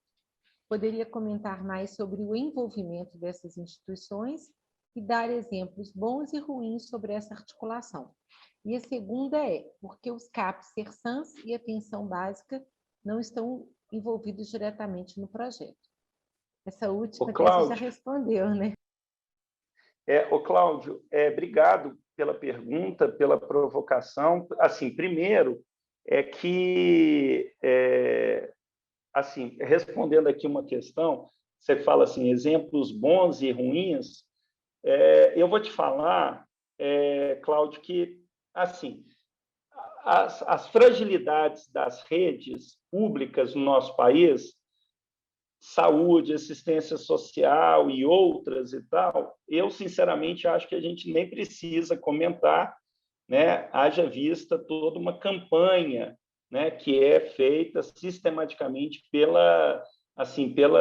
pelos veículos de informação no nosso país, né? A todo momento você liga aí a televisão, acessa, né, as redes sociais, os computadores e tal, a gente vai ver uma série de situações que apontam para a fragilidade dessas redes, muitas vezes fragilidades essas estabelecidas por um subfinanciamento, né, por uma falta de apoio, de fato, a políticas públicas tão importantes e tão fundamentais como, por exemplo, o SUS e o SUAS, né? Agora, quando eu comentei, né, do compromisso nosso, por exemplo, no projeto Tessitura, com as 4 redes, e falei da saúde, da assistência social e outras e tal, a nossa parceria, a nossa relação com as equipes técnicas, em especial da atenção primária, da saúde mental, da assistência social, né, e com a Defensoria Pública de Minas Gerais, a Defensoria Pública, a nossa relação ela é uma relação muito intrínseca, é uma relação muito, muito próxima, sabe? E é interessante, essa pergunta é muito boa, Cláudio, porque como nós nos colocamos, digamos assim, muito como apoiadoras, né? E reafirmamos a todo momento o nosso fortalecimento, né? O nosso compromisso com o fortalecimento dessas políticas públicas, é muito interessante, sabe, Cláudio, que nós não somos vistos pelas redes, por exemplo, como adversários ou como, digamos assim, concorrentes, entendeu? Nós chegamos, por exemplo, no diálogo com, eu vou te falar assim, um centro de saúde, nós chegamos em diálogo, por exemplo, com um centro de atenção psicossocial, com o CERSAN, né? Normalmente, a pergunta que normalmente a gente faz, Cláudia, é o seguinte: olha, nós estamos acompanhando, né, em um movimento de rede, por exemplo, a pessoa tal, a mulher tal, né? E nós sabemos que ela também aqui está sendo acompanhada por vocês, e nós estamos aqui porque nós gostaríamos de saber o que a universidade pode fazer para fortalecer a sua atuação. Sabe? Nós ali, quando nós chegamos no diálogo com a saúde, com a assistência social e mesmo com a Defensoria Pública, sabe? Nós não chegamos assim com aquela carga, muitas vezes, que a universidade tem, primeiro, do saber fazer, porque nós entramos completamente numa condição assim de destituição desse saber. Olha, nós temos a nossa trajetória, nós temos a nossa história, mas nós queremos construir com você uma outra trajetória, uma outra história, em diálogo, por exemplo, com essa mulher, ou em diálogo com essa pessoa, sabe? E esse diálogo, então, nesse sentido, Cláudio, é um diálogo, cara, que tem sido assim muito potente e, surpreendentemente, eu te diria assim, muito bem recebido, sabe? Muito bem recebido, porque nós não estamos ali para julgar o trabalho, e nós, assim, sinceramente, né, eu já trabalho com assim, a minha área de especialidade é a saúde coletiva, em interface com os direitos humanos. Eu já trabalho com a atenção em saúde, eu já trabalho nesse diálogo com a assistência social e com o sistema de justiça há muito tempo, entendeu? Então, assim, nós não chegamos ali tentando identificar fragilidades, entendeu? Apontar, digamos, dedos, sabe? Culpabilizar, responsabilizar pessoas. Eu acho que a perspectiva nossa de trabalho ela é outra, assim como também das mulheres, assim como também com todas as pessoas, por exemplo, em situação ou trajetória de rua com a qual dialogamos, entendeu? Sempre. Então, nesse sentido, o diálogo, eu acho que ele é facilitado, sabe, Cláudio? Não sei se eu respondi a questão, sabe? Respondeu claramente. Muito obrigado, professor. Gente, alguém mais quer fazer alguma questão ou um comentário?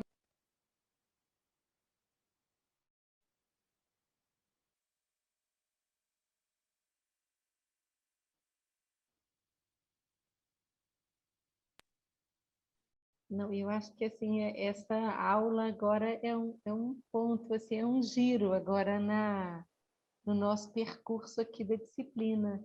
Sabe, André, que a gente começou trabalhando a questão da transdisciplinaridade, né, numa vertente assim, da epistemologia, da teoria, também da ética, e agora você introduz esse trabalho transdisciplinar da universidade, mas articulado aos saberes tradicionais, às políticas públicas, ao sistema de justiça, e a partir da semana que vem a gente vai trabalhar, né? Foi uma proposta muito interessante do curso aqui, a partir do encontro da Andréia com o Centro Pop Miguelin, que é trazer um problema concreto e complexo que exige, portanto, abordagem transdisciplinar. Então, essa sua experiência, ela está justamente nessa dobradiça aqui entre o módulo 1 e o 2 do curso, quando a gente está ainda agora, né, com você aprofundando na teoria e na praxis transdisciplinar, para nos encontrarmos com esse problema concreto e, como você colocou, tão grave, né? Então, acho que foi uma abertura, assim, em muitos sentidos para a gente hoje, né? Eu queria falar. Circular mais aqui, claro, pode falar.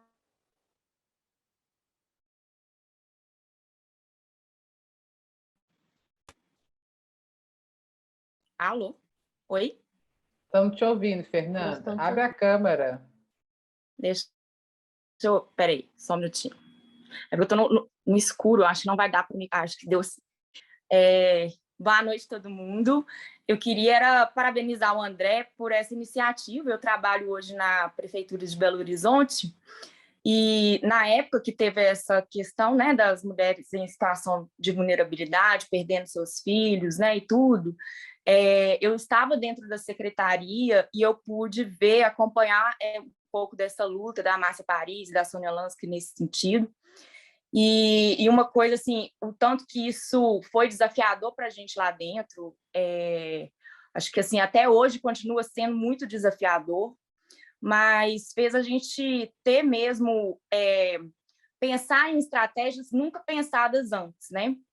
E, na época, eu lembro que uma das coisas que foi pensada, né, é o fortalecimento dessa articulação em rede, mas também a prefeitura acabou estabelecendo, né, uma equipe específica para isso, que é a EMAP-GPV, né, que é a equipe multiprofissional de gestantes e puérperas em situação de vulnerabilidade, e que, né, a gente, acompanhando os dados pela Coordenação de Saúde da Mulher, na época a gente viu um retorno muito bom dessa equipe, né, pena que a gente só tem uma, se pudesse ter mais, a gente acha que o resultado seria muito melhor, mas a gente viu uma redução mesmo, porque a ideia era elas terem tempo de articulação, porque normalmente essas mulheres perdiam a criança, a gente ficava sabendo, a gente da rede de saúde, nós ficávamos sabendo na hora que já estava acontecendo a retirada da criança.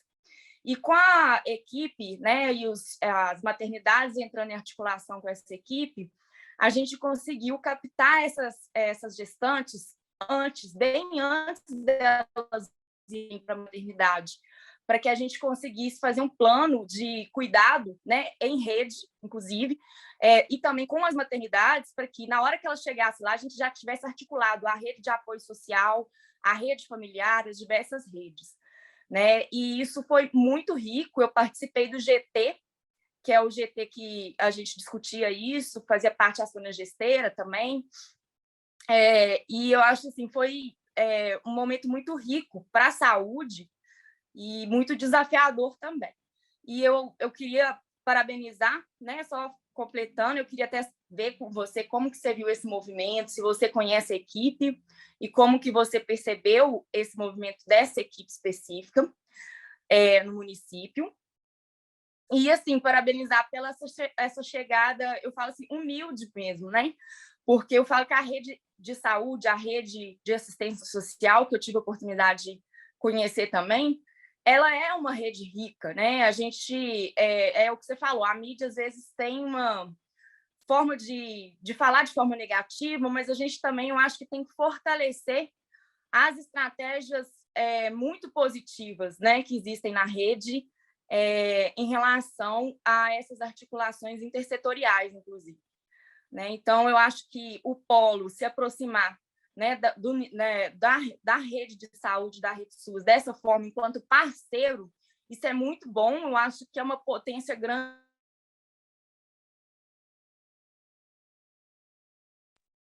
Fernanda, cortou. Não, aí eu falei que era isso, que é uma possibilidade, uma potência, né, para a gente cuidar, conseguir prestar esse cuidado, essa assistência para a população em situação de vulnerabilidade.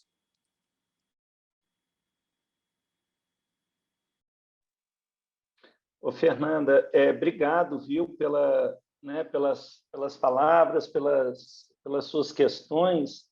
Assim, eu acho que são tantas coisas, né? Primeiro, eu só queria destacar uma coisa aqui, que, inclusive, eu acho que no Polos a gente tem aprendido também muito com a Cris. A Cris utiliza muito a expressão, né, no caso do adolescente especialista de si mesmo, né, Cris? E é interessante porque a população em situação de rua ela também tem um lema, e inclusive o Emicida, naquele álbum dele, Amarelo, ele destaca esse lema também, né? Falando da população, assim, do povo negro no nosso país, onde ele diz, e esse é um lema da população em situação de rua, assim, nada sem nós, por nós e para nós, sabe? Nós temos a nossa própria voz. Então, eu acho que essa perspectiva, sabe, assim, no caso, a Cris fala do adolescente especialista de si mesmo, então, a população em situação de rua enquanto especialista de si mesma, né? A população em situação de rua enquanto, digamos assim, figura central, né, autônoma, protagonista das políticas públicas. Eu acho, sabe, Fernanda, que isso precisa ser, digamos assim, reafirmado a todo momento, sabe? Assim como também eu acho que os profissionais que estão principalmente na linha de frente, sabe? Assim, no Polos, não somente pelo nosso compromisso com, né, nós somos, afinal de contas, universidade pública, nós também temos esse compromisso com as políticas públicas, mas, assim, nós somos ferrenhos defensores, sabe, dos trabalhadores e das trabalhadoras do SUS, do SUAS e de tantas outras políticas públicas, sabe?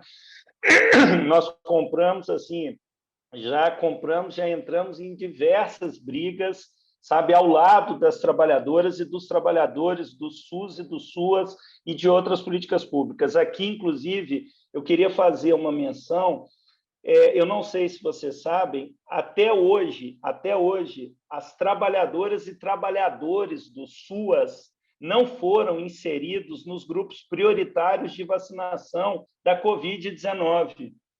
Sabe? Por incrível que pareça, até hoje, trabalhadoras e trabalhadores do SUAS não são incluídos como grupo prioritário da vacinação da Covid-19. Então, assim, é uma galera que está na linha de frente, né, e que não é considerado até hoje, não foi considerado até hoje, né, linha de, assim, grupo prioritário para vacinação.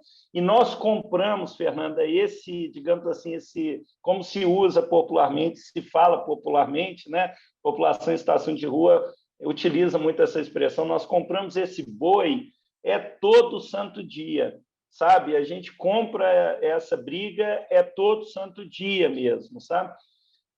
Eu não gosto muito de utilizar a expressão comprar esse boi, ainda mais nesse momento de país que a gente vive, né? Com a expansão das fronteiras aí extrativistas, do agronegócio e tal. Mas aqui também eu fiz em respeito à população em situação de rua. Mas eu acho que, eu não tenho dúvidas, Fernanda, que se não fossem as trabalhadoras e trabalhadores do SUS e do SUAS, a situação da população em situação de rua e a violência praticada contra mulheres em situação de rua, trajetória nas ruas, uso de álcool, outras drogas e tal, sem sombra de dúvidas, estaria muito pior. Muito pior. Nós já chegamos a acompanhar diversas profissionais, inclusive com a própria Soninha Gesteira, sabe, em diálogo com a Sônia, nós chegamos a acompanhar diversas profissionais que estavam sendo ameaçadas, por exemplo, pelo Ministério Público Estadual, simplesmente no exercício das suas funções. Uma coisa maluca, uma coisa completamente perversa, entendeu? Então, assim, os profissionais eles eram simplesmente chamados para oitivas, chamadas para, né, determinadas audiências e tal, uma coisa terrível, sabe? Então, nós, durante tempos, inclusive, sabe, Fernanda, nós estivemos ao lado dessas pessoas também, sabe, para defender o exercício dessas pessoas na sua função pública, naquilo que, de fato, é a função pública dessas pessoas, no exercício de políticas públicas, sabe? Então, assim, esse movimento, né, hoje a gente fala, ontem, inclusive, houve uma live, né, da coletiva de apoio às mães órfãs. Esse movimento, num primeiro momento, ele surge como um movimento de quem é este bebê, né? E aqui, assim, você cita a saudosa e querida Rose, né, que foi, inclusive, a pessoa que criou esse termo, né, que pela primeira vez eu ouvi falar desse termo, mães órfãs, né?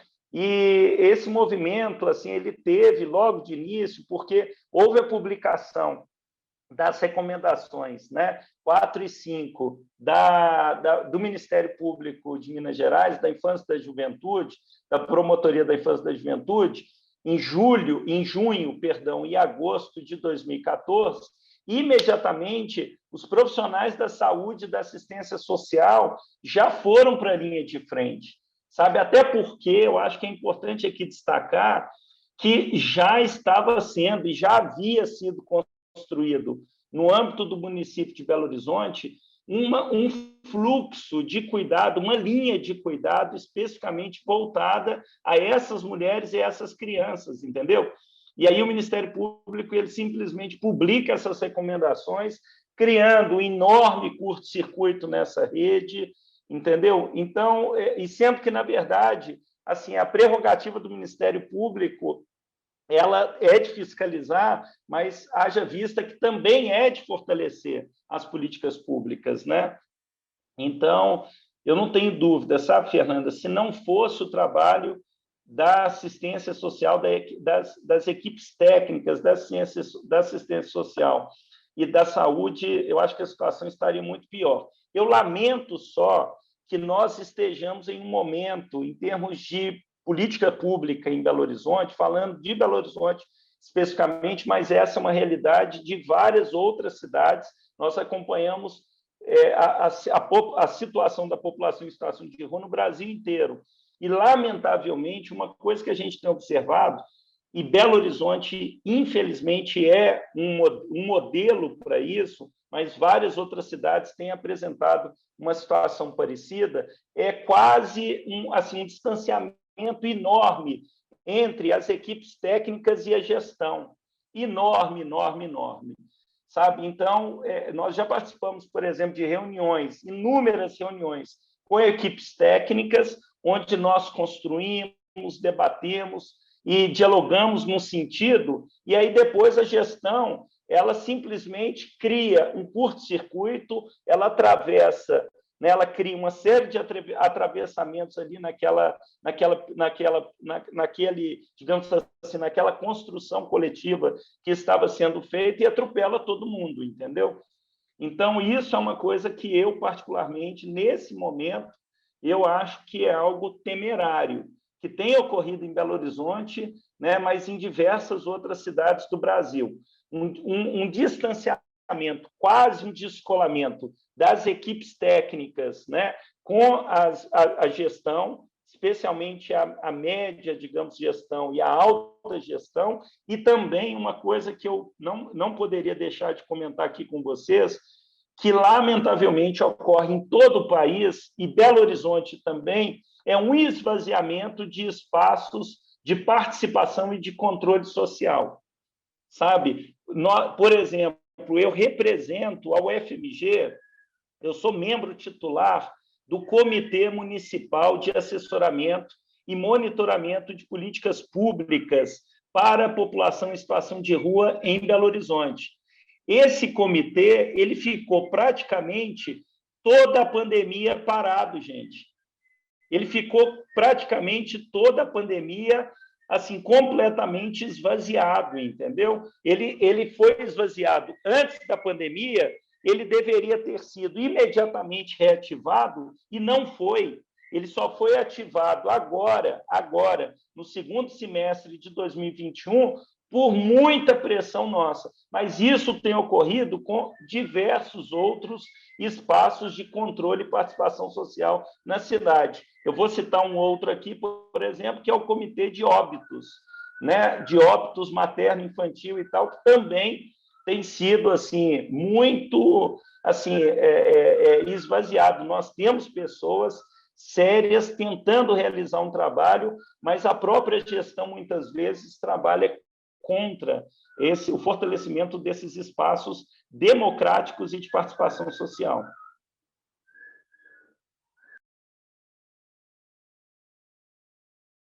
Tem mais uma pergunta no chat, que é da Dejeane. Você quer fazer a pergunta, Dejeane? Ou prefere que eu leia? Vou começar aqui, mas pode entrar. Então, ela quer saber, André, como tem sido a inserção dos discentes no projeto. Ela considera a extensão um importante espaço de formação, onde possamos formar profissionais mais sensíveis para o cuidado da população em situação de rua. Bem, Dejeane, é Dejeane, né? Dejeane. Dejeane. Oi? Dejeane, isso mesmo. Oi, Dejeane. Obrigado, viu, pela sua pergunta. Assim, normalmente no Polos nós fazemos editais públicos, né, periódicos, normalmente sempre no início dos semestres letivos, nós fazemos editais para a seleção de pesquisadoras e pesquisadores extensionistas, bolsistas ou voluntários, sabe? A gente sempre faz esse trabalho. Nós temos tido assim, uma felicidade enorme, sabe, Dejeane, de termos no Polos pessoas assim, de áreas de conhecimento muito diversas, sabe? Eu acho que isso também, eu acho que é muito... Espera aí, gente.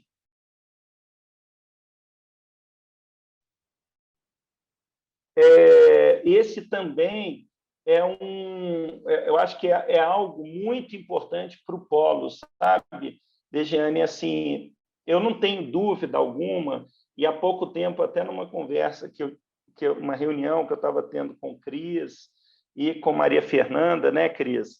A gente comentava assim, o quanto que esses projetos, o quanto é importante que tenhamos nesses projetos assim pessoas, obviamente, assim, muito envolvidas, muito comprometidas, né? E com trajetórias e vivências diversas, entendeu?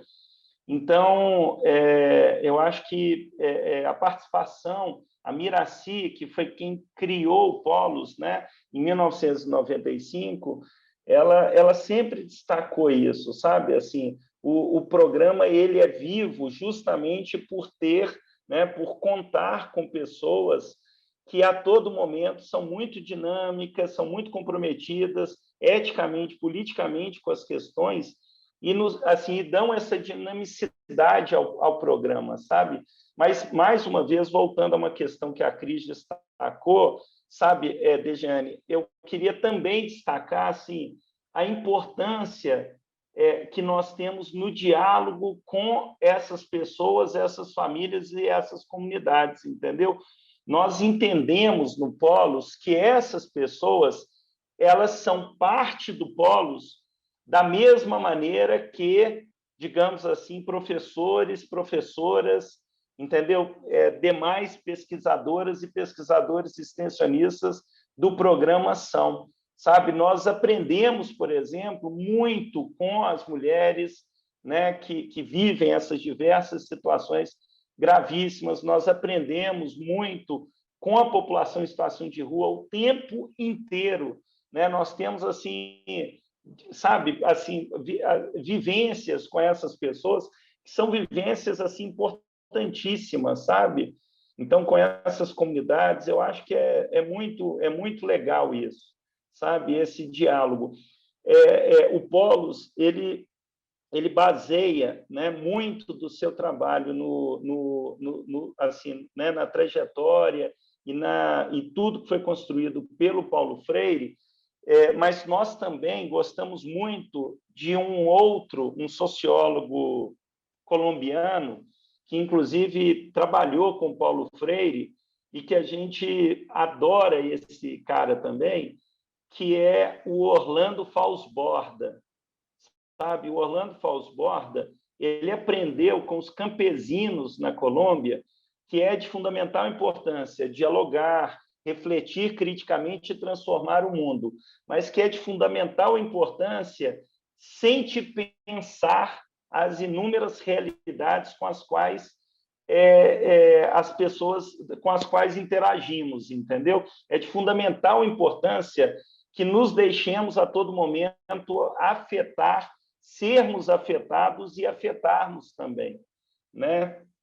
É interessante o Deleuze, sabe? Ele tem uma passagem de um texto dele que o Peter Paul Pelbart e a Sueli Ronick, lá de São Paulo, eles traduzem de uma maneira interessante, que eles falam assim, que é de fundamental importância fortalecermos lugares de fala, é de fundamental importância considerarmos todas essas vivências e essas trajetórias, né, de cada pessoa na nossa sociedade, em especial daqueles corpos, territórios historicamente tão vulnerabilizados, silenciados, invisibilizados, criminalizados, eliminados, apagados.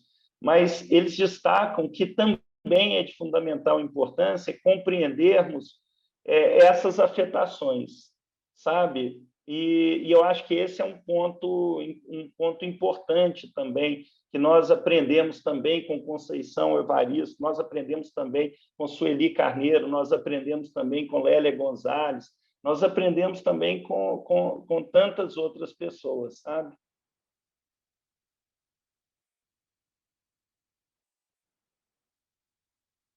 Eu não sei se eu respondi, Dejeane.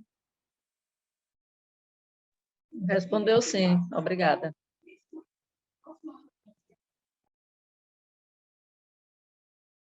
Alguém mais quer fazer uma pergunta, um comentário? O professor, dá para ouvir? Tá, sim. Boa noite, Edson. Boa noite. Eu fiquei muito, vamos dizer, em relação a esse vídeo, o primeiro que você passou, que eu percebo assim, que é uma resposta que acho que essa disciplina se encaixa muito nisso, porque a saúde, ao meu ver, não tem uma resposta para isso, sabe? Que é a questão do sistema surgir na vida dessas mulheres por ocasião do parto, né? Vamos dizer assim, muitas vezes fica ausente durante toda a gestação.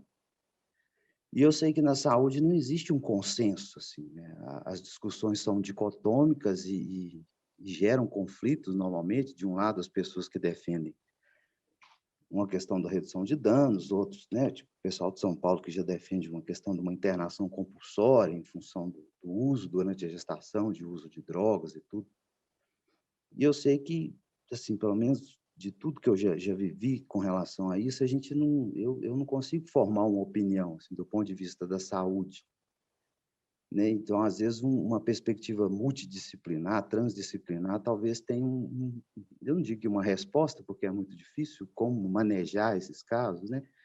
Dessas gestantes que estão com uso de droga e alguns pregam a questão de uma internação compulsória durante toda a gestação, outros, igual na política de Belo Horizonte, eu sou trabalhador da rede de Belo Horizonte, a gente já trabalha uma questão de redução de danos, vamos dizer, de trabalhar uma motivação ao longo dessa gestação, que nem sempre acontece, né? E muitos condenam a gente por causa disso.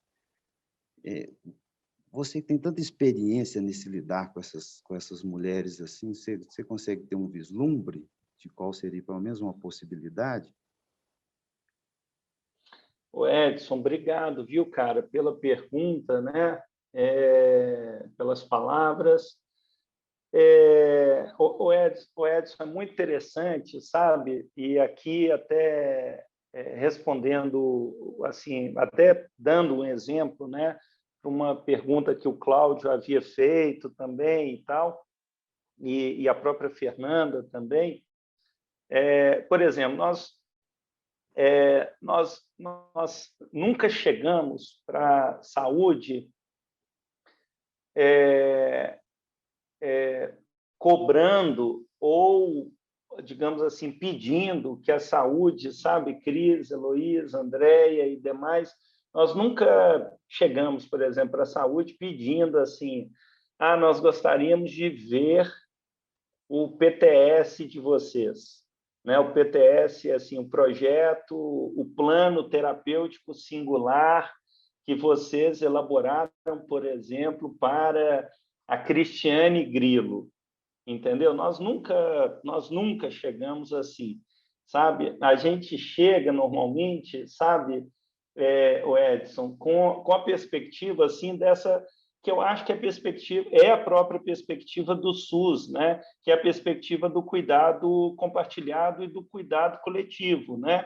Então nós chegamos com a perspectiva assim, olha, vamos, e nós estamos aqui, gostaríamos de colaborar e de fortalecer o seu trabalho, por exemplo, na elaboração e na implantação de projetos e de planos terapêuticos singulares para, por exemplo, a Cristiane Grilo, entendeu? E, na verdade, não é um plano, né, cara? Não é um plano. Na verdade, assim, o processo, por exemplo, de construção do PTS, ele é um processo assim que, tendo em vista, por exemplo, a gravidade, tendo em vista a complexidade dos casos, Edson, deveria ser uma prática, né, Cris, constante, né? Constante essa prática. Então, você elabora um plano e aí, muitas vezes, você elabora um plano, mas assim, a coisa não está andando, e aí você revisita esse plano, reformula,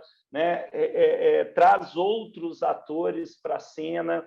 Por exemplo, Edson, teve uma vez, cara, que a gente estava num centro de saúde aqui em Belo Horizonte, sabe, Cris? E a gente foi para uma reunião ampliada nesse centro de saúde e tinham 40 pessoas, nessa reunião ampliada entre pessoas da universidade, pessoas do CERSAM, pessoas, né, do próprio centro de saúde, pessoas da assistência social, e também tinham pessoas da maternidade, e tinham pessoas, Fernanda, e tinham pessoas do serviço que você comentou também.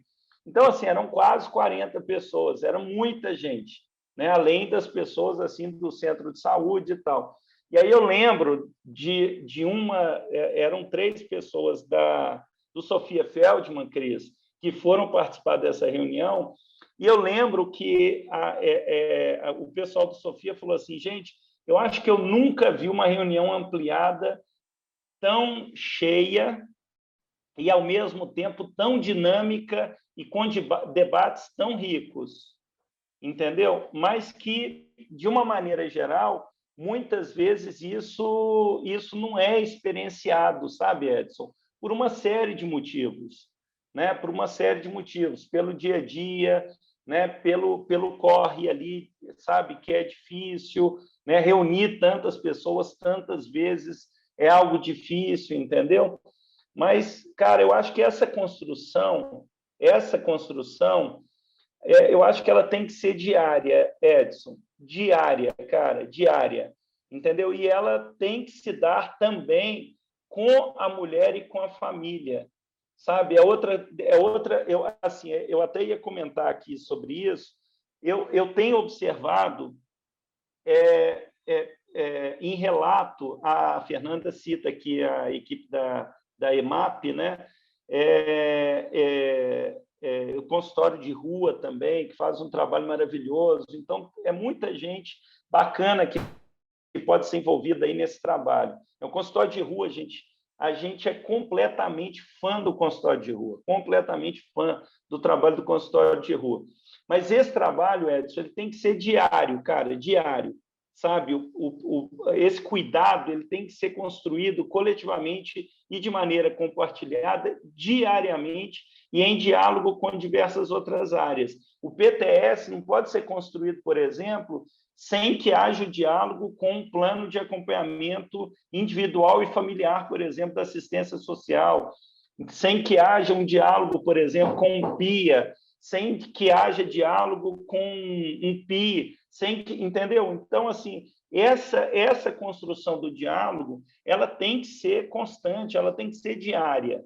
E quanto mais grave, quanto mais complexos forem os casos, maior é, digamos assim, essa necessidade, essa exigência, entendeu? Sabe? E isso a gente aprende o tempo inteiro com as equipes da ponta, e a gente aprende com as pessoas, famílias e comunidades, entendeu? Que a todo momento nos chamam para isso, o tempo inteiro. Olha, o cuidado ainda não está legal, não está acontecendo, entendeu? André. Então, Edson, eu não teria... Fernanda, só para concluir uma coisa, Edson, eu não tenho uma resposta pronta para te dar. A única coisa que eu posso te dizer é que eu acredito piamente e fervorosamente nessa construção coletiva e compartilhada desse cuidado feito cotidianamente, diariamente, com diversas atrizes e atores envolvidos, entendeu? Fernanda? Eu só queria complementar, eu acho que é isso mesmo que você falou, dessa questão de ser compartilhado, e eu acho que esses momentos de fala compartilhada, que eu tive a oportunidade de participar de algumas, é um momento de desconstrução de alguns preconceitos que nós temos também. Eu acho que o trabalhador, nesses espaços ali você está, né, discutindo o PTS, eu acho que a gente tem um desafio muito grande ainda, que é construir esse PTS juntamente com a pessoa, né, juntamente com a família, porque em alguns espaços eu vejo ainda que esse PTS é construído pelos profissionais da saúde, e não necessariamente o que a gente acha que é melhor para aquela pessoa é de fato que é melhor para aquela pessoa, né? Então eu acho que isso é um ponto desafiador. O outro ponto é porque quando a gente vai na rede conversar com os diversos profissionais que estão na ponta, não é muito claro a questão de vulnerabilidade, de como cuidar, né, de questões que são muito complexas. Isso eu vejo que precisa de um processo de educação permanente ainda na rede. Eu falo por experiência própria de ir em discussões e, de repente, eu ficar horrorizada comigo mesmo que eu tinha determinados preconceitos e eu nem sabia que aquilo era preconceito, entende? Então, assim, e aí você vai vivendo esse espaço coletivo que você está dizendo e vai desconstruindo, né, diversas coisas que você achava que estava certo, mas que igual você falou, o racismo estrutural, né? São os discursos, mas para além daquele discurso, você tem, né? Você cresce escutando aquilo, mas nunca refletiu sobre aquilo. Então, esses espaços são espaços de formação também. Então, assim, e eu acho que a gente precisa fortalecer esses espaços, principalmente com a atenção básica, sabe? Que é onde, né, a atenção primária que a gente tem, eles estão no território, e se a gente fortalece esses profissionais que estão em contato direto, né, e aí eu vou falar contato, isso pode ser tanto da saúde quanto da própria assistência social, eu acho que é a gente capilarizar isso também para os centros de saúde, né, numa visão assim, porque às vezes a gente ia fazer alguns treinamentos, nós tivemos um curso grande aí, que é o pré-natal baseado em evidências. Eu fiquei horrorizada com algumas falas, às vezes, que, tipo assim, tinha profissionais dos centros de saúde que chegavam, não, mas tem que tirar a criança mesmo, a pessoa usa droga, por que não tem que tirar? Então, assim, as pessoas não refletiam sobre o que elas estavam dizendo, né? Então, assim, a gente precisa, assim, e aí eu acho que a universidade ela pode ajudar muito o SUS e os SUAS, né? Nesse sentido, que é ajudar nessa questão da educação permanente, do processo de reflexão desses profissionais que estão na ponta. Então, assim, eu acho sensacional esses espaços de coletivos, eu acho que é esse caminho mesmo, fico triste de estar tendo esse afastamento de fato, né, das referências técnicas com a gestão, porque isso vai enfraquecendo também esses espaços, né? Era isso. Obrigada, Fernanda. Fico pensando, né, Luísa, que essa disciplina também ela está sendo isso, um exercício, né, de diálogo entre os diferentes atores. Muitas pessoas aqui, André, aqui é uma disciplina que tem alunos da graduação, da pós-graduação, tem profissionais de políticas públicas, então é uma riqueza também. E, nossa, assim, agradecer demais, né, Luísa, ao André, essa aula maravilhosa, assim, Gente, eu já conheci o Polos, mas eu não sabia que tinha tanta coisa, cada hora vai aparecendo uma coisa a mais no Polos, né? Se a gente chamar de novo, mês que vem vai ter uma ação nova.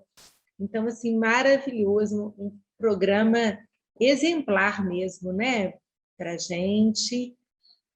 Vários alunos aqui, André, agradecendo no chat, né? Então, assim, Cris, eu agradeço vocês pelo convite, pela atenção, pela confiança, né, de sempre. Eu acho que assim a gente tem trabalhado muito nessa perspectiva, na perspectiva das redes, né? Nesse compartilhamento. Eu acho que essa perspectiva, digamos assim, da construção coletiva, da construção compartilhada, dessa imersão, sabe, nas inúmeras realidades. Eu acho que isso é uma coisa que tem nos marcado muito, muito no Polos. Eu queria só comentar uma coisa, para finalizar, porque nesse trabalho nosso, com centros de saúde, assistência social, o próprio sistema de justiça, de uma maneira geral, é muito interessante que a gente tem percebido assim, e tem ouvido relatos assim, o quanto as redes elas estão carentes sabe, gente, de trabalhos especificamente com mulheres que sofrem violências, né? E nesse momento de pandemia houve um agravamento muito significativo da violência cometida contra mulheres cis e mulheres trans também, né? Então, eu acho que a gente tem ouvido muito a rede assim, falar dessas violências. Eu acho que existe também uma dificuldade grande na mediação. Eu não vou, assim, né, não estou nem falando do ponto de vista técnico, mas na mediação desses conflitos intrafamiliares que também foram, assim, muito agravados no momento da pandemia, e a gente acha que esses conflitos eles ainda perdurarão por bastante tempo. E uma coisa também que eu queria destacar com vocês é o quanto esses homens eles muito pouco aparecem nessas redes de cuidado e de atenção, sabe? Muito pouco aparecem, tanto para a saúde quanto para a assistência social, no próprio sistema de justiça, sabe? Assim, o quanto esses homens eles não são, eu diria assim, sabe, Cris, Heloísa, Andréia e demais, assim, eles não são envolvidos e implicados no processo, sabe? Ou, por vezes, também há uma leitura também simples, né, simplista a respeito desses homens, né? Então, por exemplo, as mulheres que a gente acompanha no Polo, gente, 99% das mulheres são vítimas, assim, tem um histórico gravíssimo de violência, sabe, cometidas por seus companheiros. Mais de 95% das mulheres, entendeu? E as redes não sabem o que fazer com essas mulheres. As redes têm dificuldades também na aproximação desses homens, desses agressores, sabe? Muitos, a maioria com histórico, né? A gente está falando de populações muito vulnerabilizadas. Então, esses homens, eles também têm um histórico de vulnerabilização assim, imenso, sabe? Então, eram assim, só algumas questões que, por fim, eu gostaria de deixar aqui. E eu acho que essa é a provocação, né, queridos, assim, que a gente tem conversado. É pensar a transdisciplinaridade para além do diálogo entre saberes científicos e acadêmicos. Eu acho que isso a gente tem vivenciado no Polo de uma maneira muito intensa e completamente transformadora para nós, sabe? Para nós. Eu não tenho dúvidas que o programa hoje ele ele se tornou o programa que se tornou por conta desse diálogo e dessa coletiva e compartilhada com essas pessoas, famílias e comunidades, sabe? Mas obrigado, Cris, Andréia, Heloísa, grande parceira e amiga, eu estava com saudade, viu, Heloísa? Também, obrigada, André. Foi muito boa a sua apresentação, nos leva a refletir, né? E vai ser muito positivo para os próximos encontros. Eu acho, assim, como a Cris falou, é uma gama de conhecimento que teria que voltar novamente, sabe, André? Então, assim, você está de parabéns com o trabalho, com a apresentação e com a sua experiência, né? Que é muito rica e tem que ser compartilhada mesmo. Então, muito obrigada por estar conosco aqui, tá? Valeu. Aí, não sei se a Cris quer encerrar também, Cris. Não, só muito obrigada mais uma vez. Nossa, foi uma experiência muito incrível. Muito rica. Ouvir sua experiência, esse trabalho maravilhoso aí do Polos. E, então, se ninguém tem mais uma colocação, já passamos aqui um pouquinho da nossa hora e a gente vai encerrar, então, por hoje, tá bom? Então, até terça. Gente, muito obrigada, hein? Até terça, hein? Obrigada. Obrigada, André. Valeu, hein? Tchau, gente. Um abraço grande. Boa noite. Boa noite, Cláudia. Boa noite, André. Muito obrigado. Boa noite. Parabéns pelo trabalho no Valeu, COS. André. Boa noite. Tchau, obrigada. Boa noite, pessoal. Boa noite. Boa noite, Jane. Boa noite, Cláudio. Boa noite, Cláudio. Cláudio. Obrigado pelo apoio, viu, Cláudio? Imagina, desculpa aí as inconveniências, é porque administrar duas coisas ao mesmo tempo às vezes dá problema, mas um abraço grande. Foi ótimo. Até mais. Obrigado. Obrigada, hein? Tchau.